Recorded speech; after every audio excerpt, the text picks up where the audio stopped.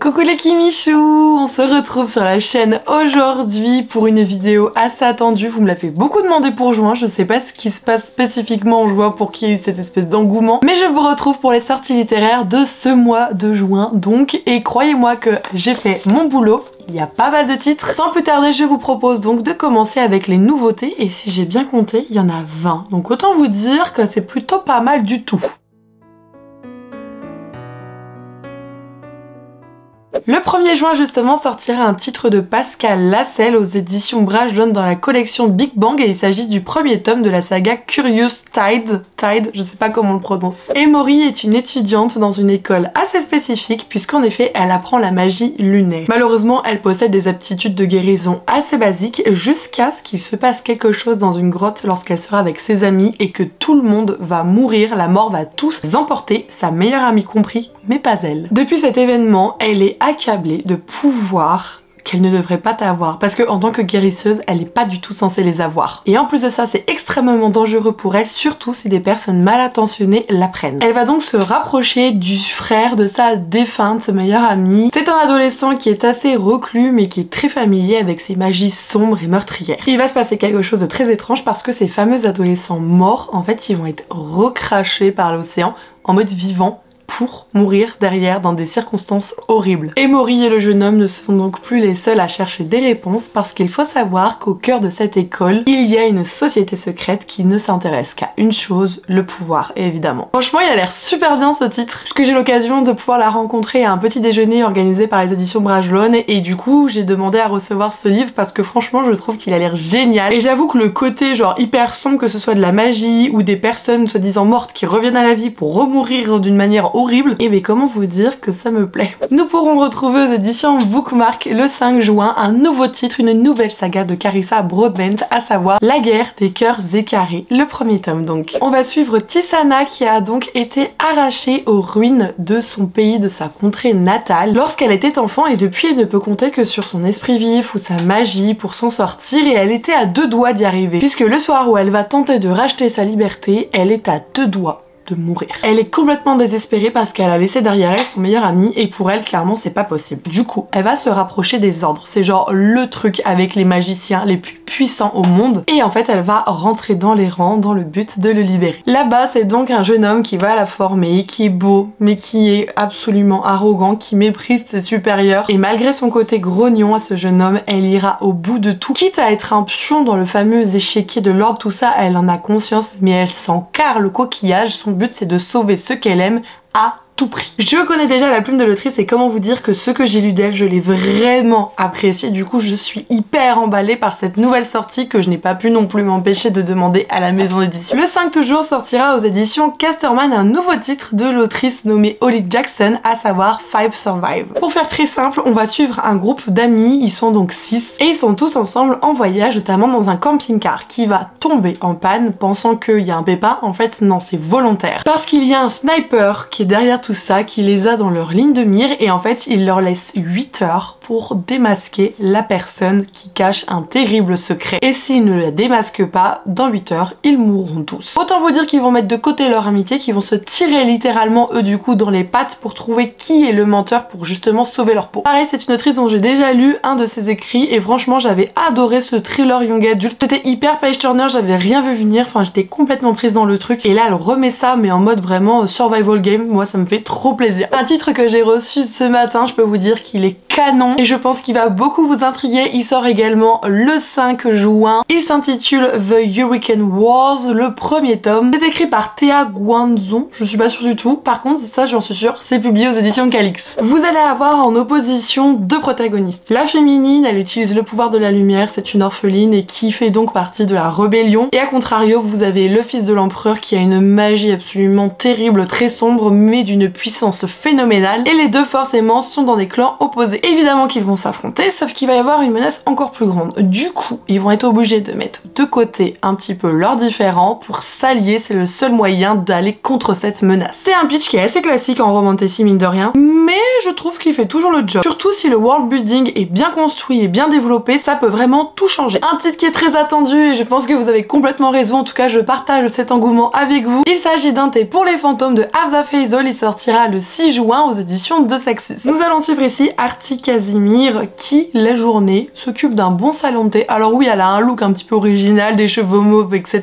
Mais à la nuit tombée, elle s'occupe d'un bar plutôt clandestin dans le but de pouvoir fournir du sang à des vampires. Sauf que lorsque l'entreprise de sa vie se voit menacée par un souverain masqué, autant vous dire qu'elle n'a plus qu'une chose en tête, c'est la vengeance. Cependant, elle n'y arrivera pas toute seule, du coup, elle va dépêcher des criminels, enfin vraiment des personnes pas forcément très côtoyables, et ensemble, ils vont pénétrer dans la noblesse vampirique pour essayer de récupérer un papier qui sera du coup compromettant. Sauf que peu à peu, la vérité derrière ce braquage se révèle, et croyez-moi qu'il y a bien plus que sa vie qui est en danger là-dedans. Bon, très clairement, c'est un titre qui a fait énormément du bruit sur les réseaux, qui est très attendu en termes de traduction, et j'avoue qu'encore une fois, je fais partie du lot. Mais en même temps, je vous présente vraiment que ceux que je trouve pertinents, donc forcément qui vont m'intéresser. Nous retrouvons l'autrice Roshani Chokshi de nouveau aux éditions Sabran le 6 juin prochain pour une nouvelle saga intitulée Le baiser amer des étoiles. La princesse Mayavati est maudite puisque depuis toujours les astres la voient dans un funeste destin, genre la femme de la mort, mais aussi de la destruction. Donc depuis toujours, ça lui vaut le mépris de la cour de son père et peut-être même de ses proches. Et évidemment, l'un des rôles qui incombe à une princesse, c'est d'accepter un mariage arrangé, et notamment avec un pays voisin puisqu'ils sont menacés de guerre. Elle devient donc la reine de ce royaume étrange qui est d'ailleurs niché à la lisière de l'autre monde. Sauf que de ce côté du royaume, il y a beaucoup de choses étranges qui se déroulent, il y a énormément de magie qui pèse. Son mari il est extrêmement énigmatique et il s'absente beaucoup sans jamais lui donner de raison. Elle va devoir donc délier un petit peu tous ces fils pour comprendre ce qu'il se passe et pourquoi elle a ce destin qui lui a été prédit par les étoiles. Honnêtement, je pense que j'aurais dû le dire en intro de cette vidéo, hein, on est dans la bip ce mois-ci. Vraiment la grosse bip de vache, vous voyez. Ça va être très compliqué de faire des choix, je pense. De retour aux éditions Bookmark, je vous propose à nouveau une nouvelle saga, oui.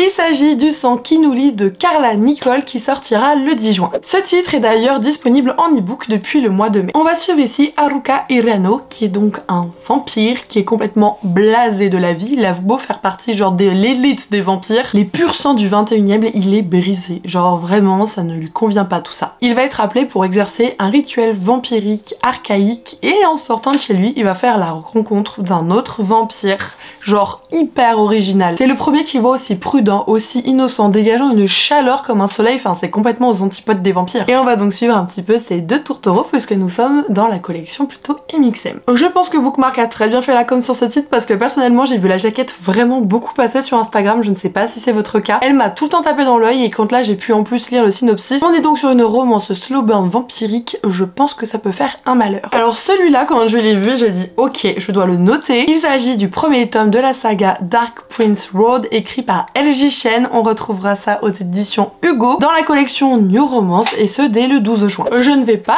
aller très loin dans le synopsis, on est sur une réécriture du très célèbre et tragique couple qu'est Roméo et Juliette. J'avoue que la cover, elle m'a tout de suite tapé dans l'œil, c'est pas forcément entre guillemets mon style, mais je sais pas, ça m'a accroché l'œil quoi, vraiment. J'en parlais avec ma petite Oli et elle me disait qu'elle a l'impression que justement Roméo et Juliette ça revenait pas mal à la mode. Bon bah visiblement elle avait raison. Toujours le 12 juin nous avons le retour de la Queen aux éditions Brajlon, à savoir Danielle N. Jensen avec une nouvelle saga intitulée La saga des sans destins, le premier tome donc. À nous tout ce qui est mythologie plutôt nordique. Bonjour les Vikings, Freya ou encore Bjorn. On va suivre Freya qui vit donc dans cet univers et qui ne rêve que d'une chose, c'est de devenir guerrière pour planter la hache dans le dos de son époux. Autant vous dire que c'est pas l'amour entre eux. Alors je vais pas trop m'aventurer dans la prononciation des termes, mais sachez qu'à un moment donné, son espèce de mari hyper relou là, il va la livrer au Jarl Sonori et là-bas, on va l'obliger à un combat à mort contre son fils, donc Bjorn. Et c'est à ce moment-ci que finalement, elle va devoir révéler son plus grand secret afin de le protéger pour qu'il ne soit pas tué. En offrant une goutte de son sang à une certaine déesse, celle-ci l'a rendu capable de repousser toutes les attaques avec son bouclier. Or, une ancienne prophétie indiquait justement qu'une guerrière comme celle-ci serait à même de pouvoir rétablir la paix et d'unifier les deux royaumes en guerre. Afin de devenir le roi, le Jarl Snorri va donc contraindre Freya à lui vouer obéissance et à l'aider dans cette tâche pour devenir roi justement, et Bjorn lui, il est alloué à la protection de sa mère. Elle va devoir se battre, apprendre à maîtriser ses pouvoirs tout en réussissant à se contrôler parce qu'en effet les dieux lui envoient des épreuves très compliquées. On fait un reset,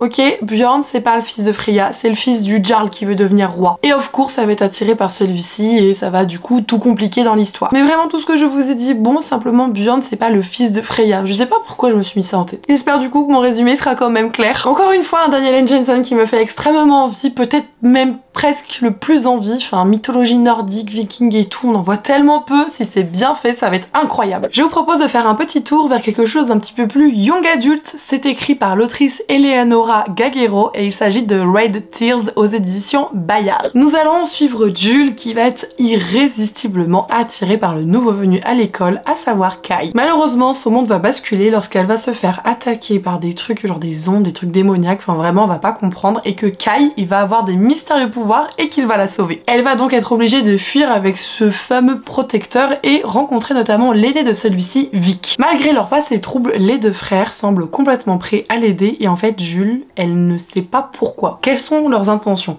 Mais en même temps, elle n'a pas d'autre choix que de leur faire confiance si elle veut pouvoir survivre à tout ça. Ça a l'air plutôt chouette, de toute façon le côté académique, bon qui va peut-être pas rester très longtemps, mais le côté fantastique où pour elle tout ça ça n'existe pas, c'est assez surprenant. On sait pas pourquoi non plus eux ils la protègent, c'est quand même étonnant. Moi je trouve que ça fait quand même un très bon synopsis. Le 13 juin, on a la tant attendue republication d'un titre. Il s'agit de la saga Shatter Me de Tahereh Mafi aux éditions Michel Lafon. D'ailleurs son petit nom français c'est insaisissable. Juliette est enfermée depuis 264 jours dans une forteresse pour un accident. Il faut dire qu'elle n'a pu parler à personne, voir personne, toucher personne, jusqu'au moment où on va lui mettre Adam dans sa cellule avec elle. Et là, elle va pas comprendre pourquoi ce choix, d'autant plus que c'est son ami d'enfance, mais surtout celui qu'elle aime depuis toujours en secret, et lui, là, il ne la reconnaît pas. Il faut savoir que l'organisme tout-puissant qui régit le monde de Juliette, clairement, il est prêt à tout pour asservir le peuple. Sauf que le fils du commandant suprême Warner, il veut à tout prix Juliette auprès de lui. Parce qu'en effet, selon lui, la malédiction qui pèse sur la jeune femme est une arme absolument inestimable. Seulement, elle va leur mettre un petit peu des bâtons dans les roues. Juliette, elle a pas du tout l'intention de se laisser faire, elle en a marre de se faire marcher dessus. Après une vie de paria, elle décide bien de mener tout ça de front désormais. Alors j'avoue, je fais partie de ces gens qui n'ont pas lu soit Insaisissable, soit Shatter Me, donc je l'ai pas lu que ce soit en VO ou en VF. Même s'il y avait un gros boom dessus, on va être honnête, la couverture VF,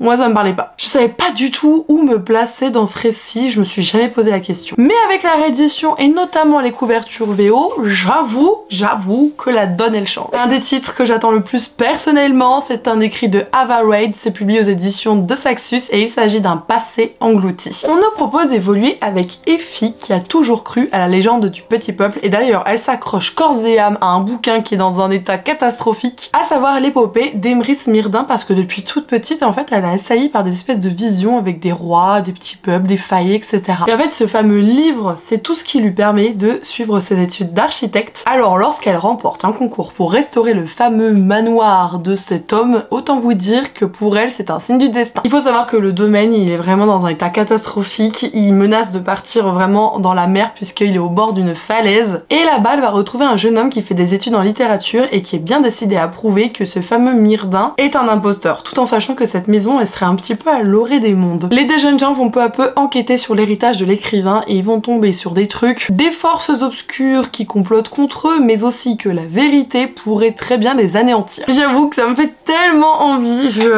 depuis que je l'ai vu passer, en plus c'est hyper bien noté sur Goodreads, la cover elle est incroyable, enfin bref, il me parle beaucoup ce titre et j'espère avoir le temps de le lire très vite. Le 13 juin sortira Le Prince de Glace de LB Divine aux éditions Céleste et j'avoue que je ne connaissais pas du tout du coup cette maison d'édition, j'ai oublié de vous dire, je crois ça sort le 13. Charmaine Grimes possède un secret dangereux s'il est découvert puisque en effet elle a le pouvoir d'invisibilité. Le problème c'est que dans le premier royaume, ceux qui ont de la magie sont soit contraints de l'utiliser pour le roi maléfique ou sont exécutés. Personne n'a vu le prince du premier royaume depuis 5 ans parce qu'en effet il a été prédit que grâce à un certain pouvoir glacial il pourrait du coup prendre possession du trône et le père a donc brillé devant en enfermant son fils. Il va y avoir un ennemi mystérieux qui va commencer à s'attaquer à la ville, etc. Et du coup les personnes vont devoir se réfugier au château. Elle va donc complètement plonger dans tout ce qui est intrigue de cour, politique, chose qu'elle ne connaît absolument pas, elle va être un petit peu perdue dans tout ça. D'autant plus lorsque les ennemis se rapprochent des villes autour du château jusqu'à attaquer le château, elle va donc s'allier au prince et à d'autres personnes pour essayer de gagner contre eux. Bon, j'espère bien que le fameux prince il a de la magie à revendre, parce que si depuis le début ils n'arrivent pas à les avoir, comment vous voulez que ce soit quelques jeunes dans un château qui arrivent? Je ne sais pas. On va croiser les doigts du coup que ça aille dans ce sens. On peut retrouver un nouveau titre écrit par Jenny Bergier le 13 juin prochain aux éditions Scrineo. Il s'agit de L'ombre de la sultane. Après des années de recherche, la princesse Malia va enfin mettre la main sur la lampe, l'objet qui lui permet du coup de dégager son frère du trône et de devenir sultane. Elle est désormais plus que déterminée à endosser cette responsabilité et elle va être notamment épaulée par Cassian qui est donc son maître d'armes. Mais en échange de 3 vœux, elle doit donc lier sa vie au djinn. Et forcément, chaque vœu a des conséquences. Est-ce qu'elle est vraiment prête à faire face à ces fameuses conséquences? Entre les ghouls qui envahissent le royaume et la guerre qui se profile, comment vous dire que son ascension au trône n'est pas des plus simples, d'autant plus que depuis toute jeune, elle a une espèce d'ombre magique qu'elle refoule depuis son enfance. Mais si c'était cette ombre la clé de tout? Si vous ne l'avez pas compris, nous sommes ici sur une fantaisie orientale et il faut savoir que votre très chère Kimi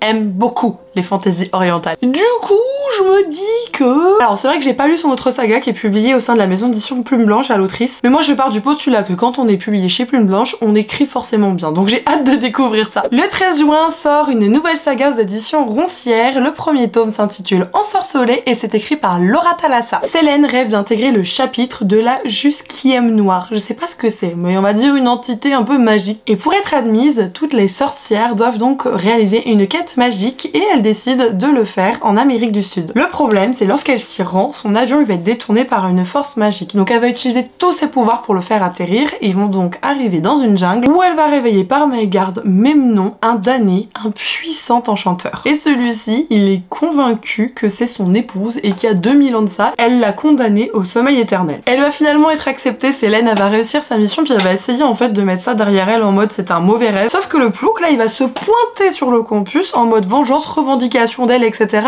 Et elle peut pas nier qu'il y a une attirance. Genre, elle se pose vraiment des questions, est-ce qu'ils sont pas âmes sœurs au final? Et à un moment donné, on va retrouver plusieurs sorcières mortes sur le campus. Elle va forcément s'interroger sur même nom, si c'est bien lui ou si le danger rôde ailleurs. Autant vous dire que celui-ci des éditions Roncière, il va être lu au mois de juin, je dois en lire un par mois et lui, c'est un de ceux qui m'est fait le plus envie en ce moment dans la maison d'édition. Donc évidemment, je vous en reparle sous peu. De retour au sein de la maison d'édition Bookmark avec un titre qui sortira le 17 juin de Emma Grant. Il s'agit du premier tome de La Cour des Ombres et c'est donc ici une sortie brochée puisque l'e-book est disponible depuis le mois de mai. On va suivre Phineas qui est le seul humain dans cette école de magie et en fait ce garçon est maudit et donc depuis toujours il peut puiser dans la magie illimitée, un don extrêmement rare et que personne ne peut contrôler. Le royaume des fées sombre dans la guerre et les 2 cours fées souhaitent avoir justement l'allégeance de Phineas. Le problème c'est qu'elles ignorent qu'il est incapable de faire léviter genre rien qu'une plume. Alors qu'est-ce que vous voulez qu'il fasse au royaume? C'est là qu'intervient le prince Huxley, qui est le camarade de chambre de Phineas. Il est vraiment horrible ce mec, il est dépeint, je vous dis textuellement, comme casse-nouille, mais avec un C.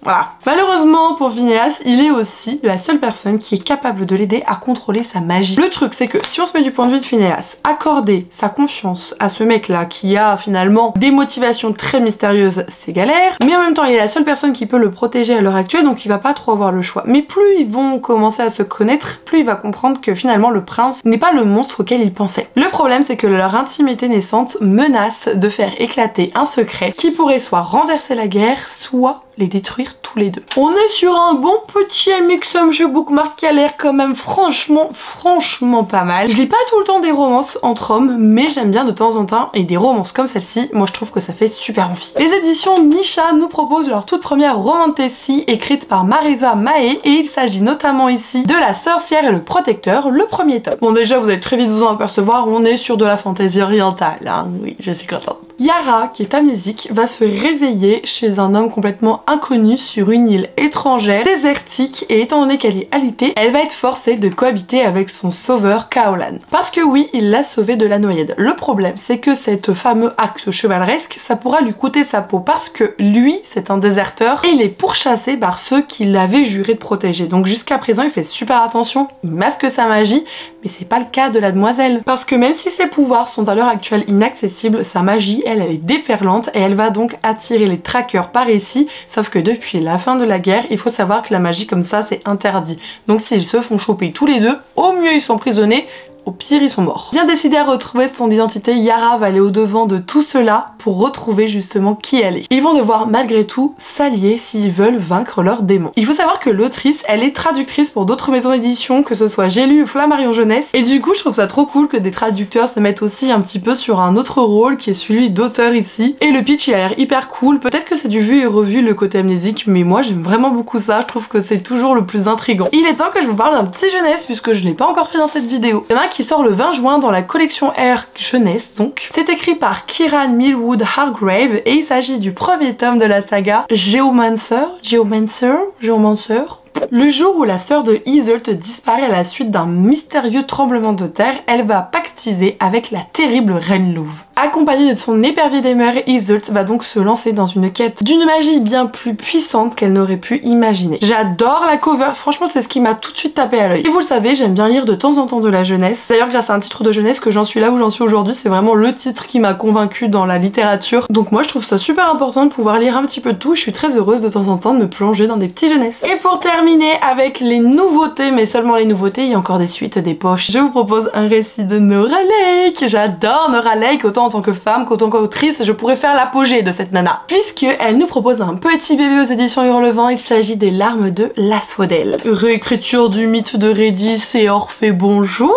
Elle écrit tellement de choses que j'aime, et là elle s'attaque à de la réécriture de mythologie grecque. Elle est faite pour moi. C'est mon âme sœur féminin, en termes de littérature c'est pas possible. Je m'emballe sûrement un peu, mais je vous jure, enfin elle écrit les thématiques de ses récits, c'est tellement tout ce que j'aime. Elle est souvent dans des trucs un petit peu manoir, épouvante, romance saphique. Alors je suis peut-être pas concernée par la romance saphique, mais ça me gêne pas du tout d'en lire. Mais franchement c'est toujours extrêmement bien mené. Et là, elle décide de changer un petit peu son fusil d'épaule et boum, mythologie grecque.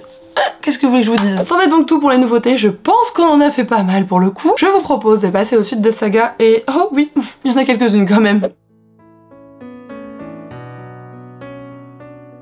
En effet, puisque le 4 juin, on peut retrouver Kael de Alexiane de Lys aux éditions Plume Blanche, nous sommes sur le spin-off de la saga Tiziri, dont je vous reparlerai d'ailleurs justement pour les sorties poches. On est sur un récit qui vous siera si jamais vous appréciez les univers un petit peu comme Avatar. Sachez que c'est vraiment un très beau récit, j'ai adoré le tome 1 et apparemment le tome 2 est encore mieux, j'ai vraiment hâte d'y plonger. Bon d'ailleurs j'ai déjà acheté le tome 2 entre temps, mais il y a le spin-off sur Kael qui sort. Je crois que c'est peut-être la suite la plus attendue du mois de juin. Bien sûr, nous avons la suite de Force Wing, donc Iron Flame qui sortira le 5 juin aux éditions Hugo Romantessi, Rebecca Yarros. Est-ce qu'il y a vraiment besoin de redire tout ça? J'ai donc pu découvrir Force Wing en audio et je pense que Iron Flame il sera aussi en audio de mon côté. Et d'ailleurs si vous le connaissez pas, je sais pas ce que vous attendez, il fait partie de mes 2 plus gros coups de cœur de 2024. Le 6 juin on retrouvera la suite de la saga Le cycle des secrets de Manon Fargeton au sein de la maison d'édition Gallimard Jeunesse. Je viens de terminer la lecture du tome 1, je vais enchaîner avec le tome 2 puisque je dois travailler avec la maison d'édition pour le promouvoir. On est sur de la magie, mais surtout sur un masque qui octroie une certaine magie immortelle et immuable. Et c'est ainsi qu'on va suivre du coup une protagoniste féminine, mais en plus une autre demoiselle qui n'a rien à voir avec tout ça. Autant vous dire que ça promet pas mal d'intrigues. Le